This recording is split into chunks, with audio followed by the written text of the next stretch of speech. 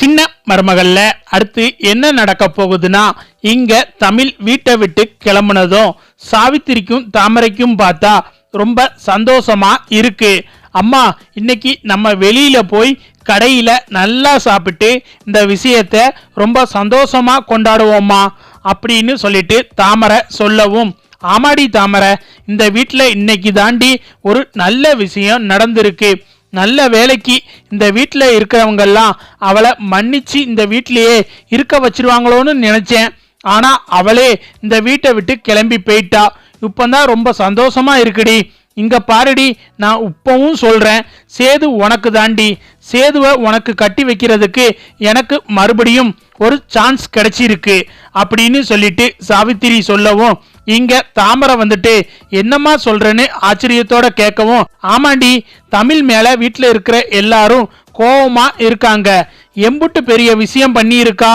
மாசமா இருக்கேன்னு சொல்லி 5 மாசமா நாடகம் நடத்தி இருக்கா. அப்போ வீட்டுல இருக்கிறவங்க எல்லாரும் அவ மேல எம்புட்டு கோபமா இருப்பாங்க. அவளும் இந்த வீட்டை விட்டு போயிட்டா. அப்படியே கொஞ்சம் கொஞ்சமா எல்லாரையும் தூண்டி விட்டு சேதுவுக்கும் தமிழுக்கும் விவாரத்து வாங்கி அவங்க 2 பேர்த்தையும் பிரிக்கணும்டி. பிரிச்சுட்டு அந்த இடத்துக்கு உன்னைய நான் கொண்டு வரேன். நீ மறுபடியும் சேதுக்கு பொண்டாட்டியா ஆகுறதுக்கு ஒரு வாய்ப்பு கிடைச்சிருக்கு. அவன் இப்போ தனியாத்தான் இருக்கான். இதுக்கு முன்னாடி அவ இந்த வீட்டு கொட்டையில இருந்து இந்த வீட்டுக்குள்ள சுத்திக்கிட்டு இருந்தா. இப்போ மொத்தமா அவளுடைய அம்மா வீட்டுக்கு போயிட்டா. இப்ப நமக்கு ஒரு வாய்ப்பு கிடைச்சிருக்குடி.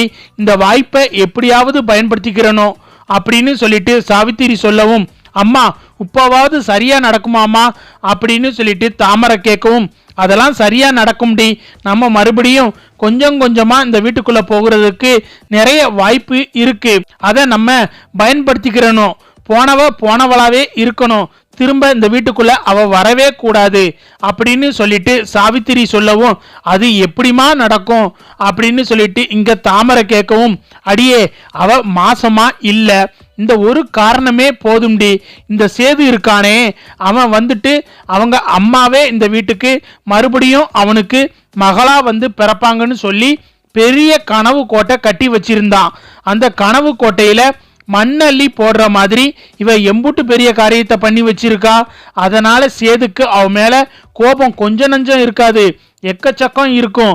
அதனால இதை நம்ம பயன்படுத்திக்கிட்டு சேதுக்கு நீ பொண்டாட்டியா ஆகிறத நான் இந்த தடவை நடத்தி காட்டுறேன்டி அப்படின்னு சொல்லிட்டு சாவித்திரி சொல்லிக்கிட்டு இருக்காங்க. இந்த பக்கம் பார்த்தா ஈஸ்வரிக்கும் சித்ராவுக்கும் ரொம்ப சந்தோஷமா இருக்கு.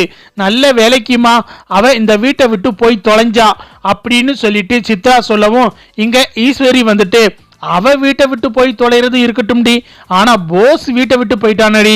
இவளால போஸ் அசிங்கப்பட்டு இந்த வீட்டை விட்டு போயிட்டானடி. அவனை திரும்ப இந்த வீட்டுக்குள்ள எப்படி கொண்டு வரதுனே தெரியலையேடி அப்படின்னு சொல்லிட்டு ஈஸ்வரி சித்ரா கிட்ட புலம்பவும், விடுமா பார்த்துக்கலாம், நம்ம போஸ் தானே, அவனுக்கு ஃபோன் பண்ணுவோமா அப்படின்னு சொல்லிட்டு சித்ரா சொல்லவும், முதல்ல அவனுக்கு ஃபோன் போடுடி அப்படின்னு சொல்லிட்டு இங்க ஈஸ்வரி சொல்லவும், சித்ரா பார்த்தா போஸுக்கு ஃபோன் பண்றாங்க. ஆனா போஸ் பார்த்தா போனை எடுக்கல.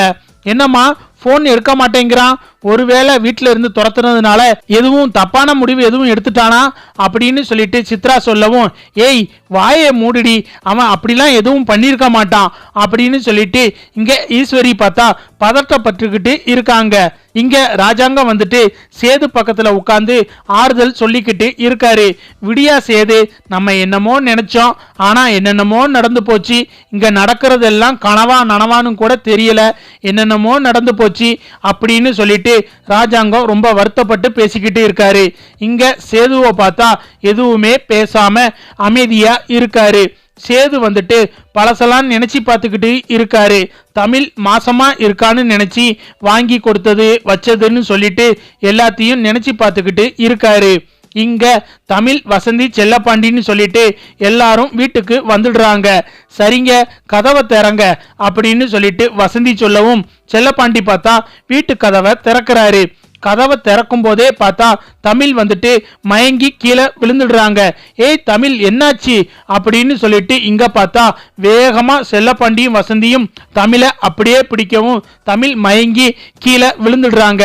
என்னங்க மயங்கி விழுந்துட்டா அத்தை போய் தண்ணி எடுத்துட்டு வாங்க அப்படின்னு சொல்லிட்டு வசந்தி சொல்லவும் இங்க தண்ணி எடுத்துட்டு வந்து தமிழ் முகத்துல எல்லாம் தெளிக்கவும் தமிழை பார்த்தா மயங்கி எந்திரிக்கவும், என்ன தமிழ் என்னாச்சு, காலையில சாப்பிட்டியா சாப்பிடலையா அப்படின்னு சொல்லிட்டு வசந்தி கேட்கவும், இல்லம்மா சாப்பிடல அப்படின்னு சொல்லிட்டு இங்க தமிழ் சொல்லவும், இம்புட்டு நேரம் சாப்பிடாம இருந்தா மயக்கம் வராம என்ன பண்ணும், வா உள்ள போய் முதல்ல சாப்பிடு அப்படின்னு சொல்லிட்டு வசந்தி தமிழை கூப்பிட்டு சாப்பிட வைக்கிறாங்க.